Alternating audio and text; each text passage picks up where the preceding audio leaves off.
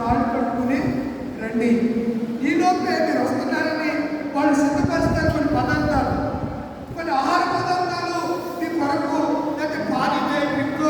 ఇప్పుడు అందరూ కూడా తాగి వెళ్తారు కదా, ఈ థమ్సప్పనో స్ప్రైట్ అనో, ఇప్పుడు 10 రూపాయల బాటిల్ ఏదో ఒకటి. మీరు వస్తున్నారని, మీరు వచ్చారని కొన్నిసార్లు ప్రిపేర్డ్గా ఉంటారు. ప్రిపేర్డ్ వస్తున్నారు, చుట్టాలు వస్తున్నారు, బంధువులు వస్తున్నారు.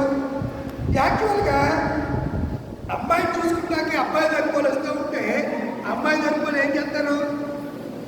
అమ్మాయిని సిద్ధపరుస్తారు. ఆమె అతని కొరకు, ఆ పెళ్లి కుమారుడి కొరకు చూసుకుంటానికి వచ్చే దాని కొరకు సిద్ధపరుస్తారు. నెంబర్ 1 అయితే తర్వాత మరొక కోణంలో వారి కొరకు ఏ పదార్థాలు తెచ్చి ఇంట్లో పెడతారు. వచ్చినట్టు ఏం పెడతారు? మీరు పెట్టకపోతే అక్కడికి వెళ్ళినా ఇల్లంగా ఏమి వాళ్ళకి ఇష్టం లేదు తోమస్. అసలు మన చుట్టానికి వాళ్ళకి ఇష్టం లేదు తోమస్. అందుకే మనకు కనీసం మంచినీళ్ళు కూడా ఇవ్వలేదు, డ్రింక్ కూడా ఇవ్వలేదు, టీ కూడా ఇవ్వలేదని చెప్పుకుంటారు. చెప్పుకుని అవి ఇప్పుడు ఎలా ఉన్నారంటే అది పొద్దున ఎలా ఉంటారు, ఆ చుట్టానికి మాకు పొద్దునంటే అది పెళ్ళిన గారికి ఇంకో ఏ చుట్టానికి కూడా ఉంటే చూడండి అని చెప్తూ ఉంటారు. సిద్ధపాటు ఎంత ప్రాముఖ్యమో మనం ఆలోచన చేయాలి. యేసు ప్రభు వారు నేను మరలా వస్తాను, వచ్చేటప్పుడు ఈ ప్రపంచంలో కొన్ని సూచనలు కనబడుతూ ఉంటాయి, ఈ భూమి మీద కొన్ని సూచనలు కనబడుతూ ఉంటాయి. అందుచేత మీరు ఈ సూచనలు చూసినప్పుడు మీరు రెడీ అయిపోవాలి, మీరు తయారైపోవాలి, మీరు సిద్ధపడి ఉండాలి అని చెప్పి యేసు ప్రభు వారు చెప్పినటువంటి సంగతులు మనం చూస్తూ ఉన్నాం. కనుక నా ప్రియమైనటువంటి దేవుని పిల్లలారా, దైవ జనాంగమా, దేవుడు తన రాజ్యం కొరకు మనం సిద్ధపడి ఉండమని చెబుతూ ఉన్నా సరే మనం చాలా అలసత్వంగా ఉంటున్నాం, చాలా నిర్లక్ష్యంగా ఉంటున్నాం, విక్షిప్తంగా ఉంటున్నాం, ఏమీ పట్టనట్టుగా ఉంటున్నాం. దేవుడు ముందుగానే సిద్ధపడమని చెప్పాడు. మీకు తెలుసు కదా, తర్వాత పాఠాల్లో కూడా వస్తుంది. అంటే ఒక మాట మీకు జ్ఞాపకం చేస్తాను. 10 మంది కన్యకులు సిద్ధపడ్డారు. ఆ టయానికి వెలుగుగా ఉండి సిద్ధపడి రెడీగా ఉన్న వాళ్ళు ఎవరంటే 5 మాత్రమే. సిద్ధపడ్డారు. ఎంతమంది సిద్ధపడ్డారు? 10 మంది సిద్ధపడ్డారు. కానీ 5 మాత్రమే యేసు ప్రభు వచ్చేసరికి నిజంగా రెడీగా ఉన్నటువంటి వారు, సిద్ధపడి ఉన్న వారు 5 మాత్రమే సంగతిని నేను జ్ఞాపకం చేస్తూ ఉన్నాను. ఇదేనన్నా మనం ఆలోచన చేయాలి. పాత నిబంధన వాక్యం అంటాడు కదా, రోదన చేయు స్త్రీలను కనుగొన్నట్టు. ఇక్కడ స్త్రీ అనగా సంఘం, స్త్రీ అనగా ఇక్కడ సంఘం. కొన్ని సంఘాలు ఆ సంఘంలో కుటుంబాల కొరకు, దేశం కొరకు ఏం చేస్తాయి? రోదన చేస్తాయి. కొన్ని సంఘాలు ఆ సంఘమే గొప్ప, మే మాత్రమే గొప్ప అని చెప్పి ఇతరుల కొరకు ప్రార్థన చేయరు, వారికి వాళ్ళే ప్రార్థన చేసుకుంటూ ఉంటారు. కనుక రోదన చేయు స్త్రీలను కనుగొన్నారు.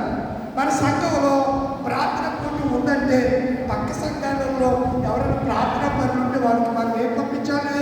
ఆహ్వానాన్ని పంపించాలి. రండి మా మందిరంలో మనమందరం కలిసి ఏం చేద్దాం? ప్రార్థన. యేసు ప్రభు చెప్పింది కూడా అదే కదా, మీరు మెలకువగా ఉండి ప్రార్థన చేయండి, మీరు మెలకువగా ఉండి ప్రార్థన చేయండి. దొంగ ఎప్పుడు వస్తాడో తెలీదు కనుక మీరు మెలకువగా ఉండండి. మీరు సోమరిపోతులుగా, ఇంటిపోతులుగా మీరు ఉంటారేమో కనుక మీరు మెలకువగా ఉండండి. మీ దీపము ఎలా ఉండాలి? వెలుగుచు ఉండాలి. మీ దీపాన్ని కొంచెం కింద, మంచం కింద పెట్టడానికి వీలు లేదు. ఇవన్నీ సిద్ధపాటుకు సంబంధించినటువంటి విషయాలు.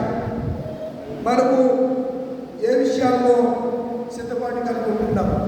లోకంలో ఏదైనా ఒక కార్యక్రమం చేయాలి అంటే ఎంతో సిద్ధపాటు. ఒక పెళ్ళి డేట్ ఫిక్స్ చేయాలంటే ఎంతో సిద్ధపాటు.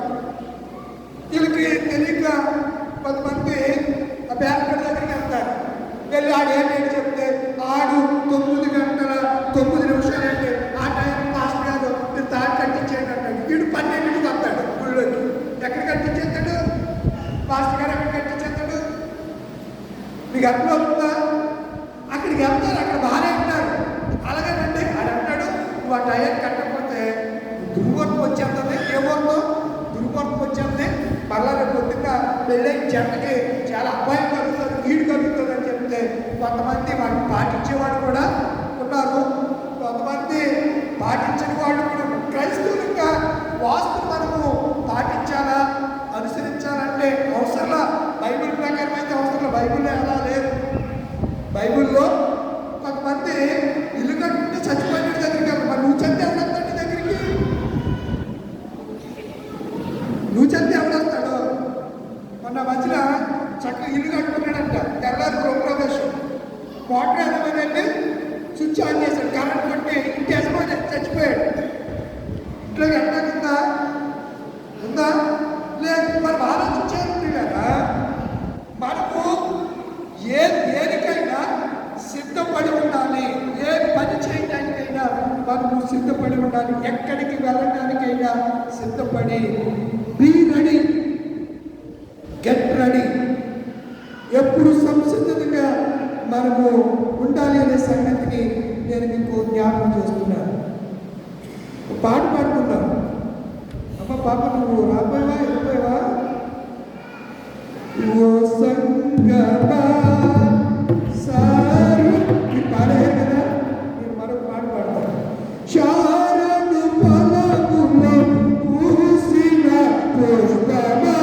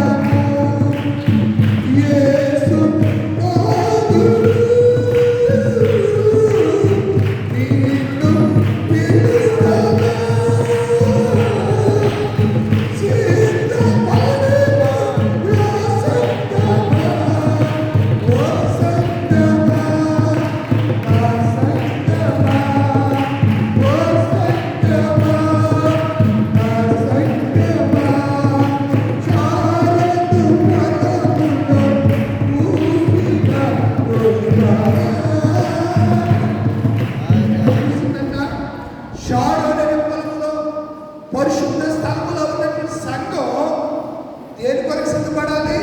సిద్ధపడుమా ఓ సంఘమా. నా గుర్తుగ్రహకి దగ్గర అందుకే స్వరం రావాలి. కొండలు దాటి బండలు దాటి యేసునాథుని చేరడానికి వస్తున్నాడు. సిద్ధపడుమో ఓ సంఘమా. మేఘముల మీద యేసునాథుడిని నింపుడుగా ఏం చేస్తున్నాడు? రెప్పపాటున ప్రభువు చేరగా సిద్ధపడుమా ఓ సంఘమా. ప్రభువు చేరడానికి ఎంత సమయం కావాలి? కనురెప్పల పూయగానే మన కిందకి ఏమొస్తాయని చెప్పాను? మేఘం వస్తాయి. మేఘాల మీద ప్రభు సన్నిధికి కొనుక్కోబడతాం. కనుక మనం ఏమై ఉండాలి? సిద్ధపడి ఉండాలి. మహిమగల తండ్రి మంచి వ్యవసాయమును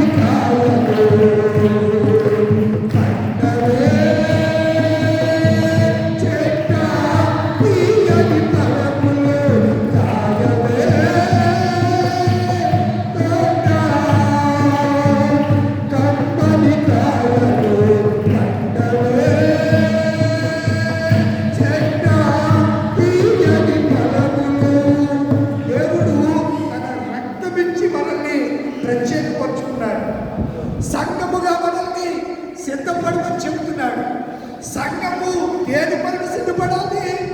పెళ్లి కుమార్తె ఎవరి కొరకు సిద్ధపడాలి?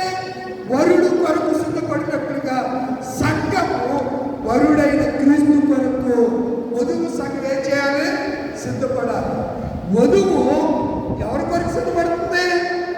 చెప్పరేంటిలా పెళ్లి కూతురు ఎవరి కోసం సిద్ధపడుతుంది? పెళ్లి కొడుకు కొరకు, పెళ్లి కొడుకు కొరకు సిద్ధపడుతుంది.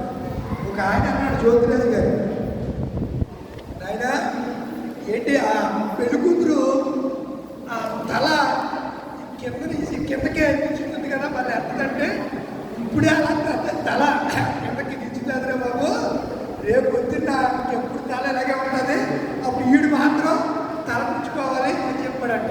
మరొకసారి చెప్తూ, డాడీ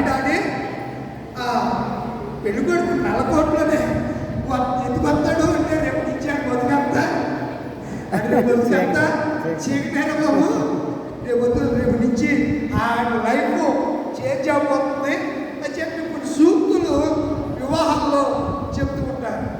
స్టీవెన్ గారు అని స్టీవెన్ గారు ఆయన పెళ్లి ప్రసంగాలు చెప్తూ తెగ నవ్వించేస్తాడు, వాడిని తెగ నవ్వించేస్తాడు, చాలా అద్భుతంగా నవ్విస్తూ ఉంటాడు. ఆ పెళ్లి ప్రసంగాల్లో చక్కని విషయాలు జ్ఞాపకం చేస్తాను. నేను ఇప్పుడు సందర్భాన్ని ఎందుకు తీసుకున్నానంటే, సంఘం ఎవరి కొరకు సిద్ధపడాలి?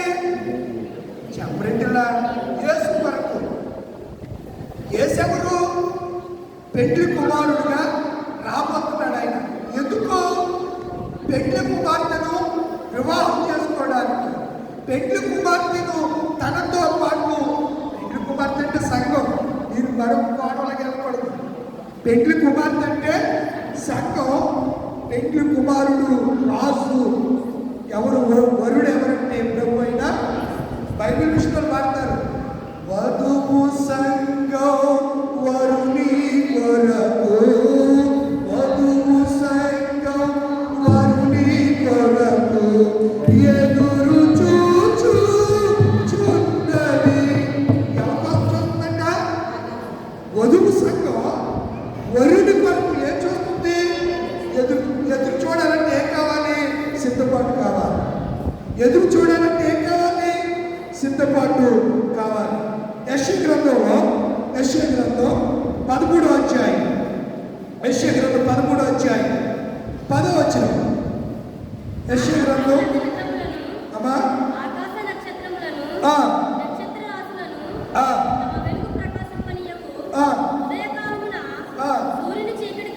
ఉదయకాలమున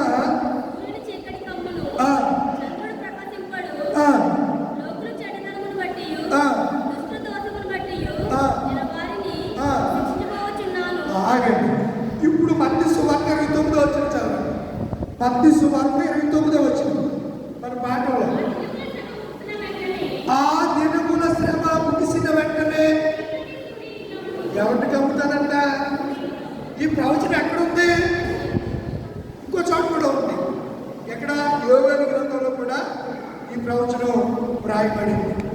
చూడండి, యోవేలు గ్రంథం ఎక్కడుంది? తీసుకున్నారా? యోవేలు, ఈ రాకడ ప్రవచనం యోవేలు గ్రంథంలో కూడా మనకి కనబడతారు. చెప్పండి, ఎక్కడుంది?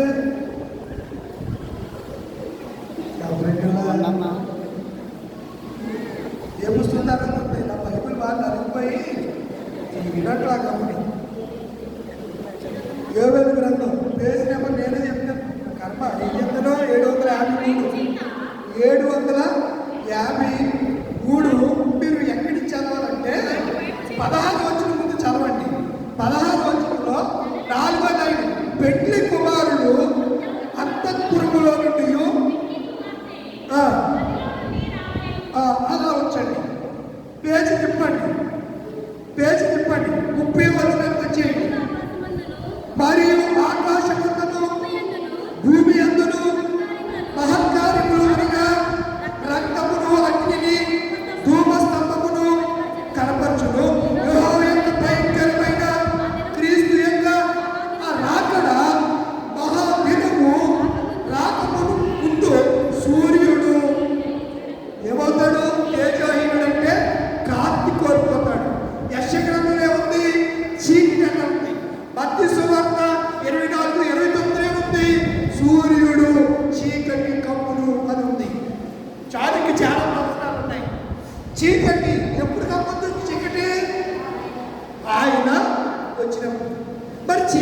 సంఘం ఉంటుందా? చెప్పరేంటలా? చీకట్లో సంఘం ఉంటుందా? లోదేవ్ గారు, చీకట్లో సంఘం ఉంటుందా? ఉండదు. ఇప్పుడు జలప్రలయమైనప్పుడు నాలుగు కుటుంబములు వాడలోకి వెళ్ళని వర్షం పడిందా? వారి భయపడి వర్షం పడిందా? వాడలోకి వెళ్ళి అంటే రక్షింపబడ్డ తర్వాతనే వాళ్ళని సేఫెస్ట్ ప్లేస్లోకి వాడలోనికి వెళ్ళిన తర్వాతనే అగాధ తూములన్నీ నింపబడ్డాయి. అలాగనే క్రీస్తు రెండవ రాకడలో సంఘం ఎక్కడుండదు? భూమి మీద ఉండదు. ఆయన వచ్చినప్పుడే సంఘం ఏమైపోతుంది? ఎత్తబడుతుంది. అందుకే విమానాలకి ఎంతమంది డ్రైవర్లు ఉంటారు చెప్పండి? ఇద్దరు ఉంటారు. ట్రైన్కి pilot, co pilot, pilot co pilot. అలాగే ఫ్లైట్కి ఏంటి, ట్రైన్కి ఏంటి, ప్రతి దానికి. ఇప్పుడు మనం మేవారాన్ని బస్సు ఎక్కితే ఎంతమంది డ్రైవర్లు ఉంటారు? ట్రావెల్ బస్కి ఇద్దరు డ్రైవర్లు ఉంటారు. ఇక మొదటి క్రీస్తు రాకడ వస్తే సైన్స్ యొక్క ఆలోచన ప్రకారం వెళ్తా ఉంటే అందరూ ఆవిడ బార్మర్స్ వాడు అంటే అందుకే ఇద్దరు తిరగలు విస్తుతున్నారంట. ఏమైంది? పొలంలో ఇద్దరు పని చేస్తారంట, ఒకడు ఎత్తపడును. అందుచేత ప్రతి దానికి ఏ సుప్రీం వారు కూడా శిష్యులు అంటాడు, మీరు ఇద్దరిద్దరికి వెళ్ళి గ్రామానికి వెళ్ళి సువార్తను ప్రకటించండి. ఈరోజు ఇద్దరుంటే కత్తులు చూసుకుంటున్నారు. ఇద్దరు సేవకులు ఉంటే కత్తులు చూసుకునే పరిస్థితి. కత్తులు అంటే మామూలు కత్తులు కాదు, రోడ్లో ఉంటాయి కత్తులు. ఆ కత్తులు ఇంకా పొడుచుకుంటూ ఉంటారు. సంఘం